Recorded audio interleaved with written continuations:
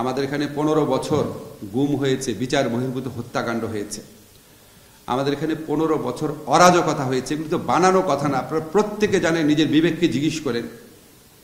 তা আমরা যদি এই পুলিশ, কোর্ট, প্রসিকিউটর, ডিসি আমরা যদি এই বার্তা দিতে না পারি যে প্রতিটা হত্যার বিচার হবে, প্রতিটা গুমের বিচার হবে, 15 বছরের অরাজকতার বিচার হবে, আমরা এই বার্তা দিতে না পারলে আমাদের এখানে থাকার তো কোনো মানে হয় না।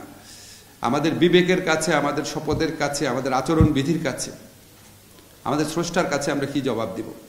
যখন দেশের মানুষ দেখবে রাষ্ট্র এক্সিস্ট করে, পুলিশ আদালত ঠিকমতো ফাংশন করে, তখন এই যে মবক্রেসি, যেটাকে আমরা মবতন্ত্রের বিরুদ্ধে যে আমরা এত বেশি মানে সোচ্চার হই, আমরা এটাকে ভয়াবহ জিনিস মনে করি এই মবতন্ত্রকে, কিন্তু যখন পুলিশ, কোর্ট, আইন শৃঙ্খলা পরিস্থিতি সবকিছু ঠিকমতো কাজ করবে, তখন মবের প্রকোপ আমি মনে করি আরো কমে যাবে।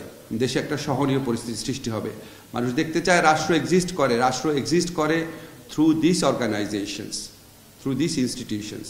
সেক্ষেত্রে আমরা সবাই, ইনক্লুডিং মি, আমরা সবাই আরো বেশি দায়িত্বশীলতার পরিচয় দিব, আরো বেশি কোঅর্ডিনেট করব।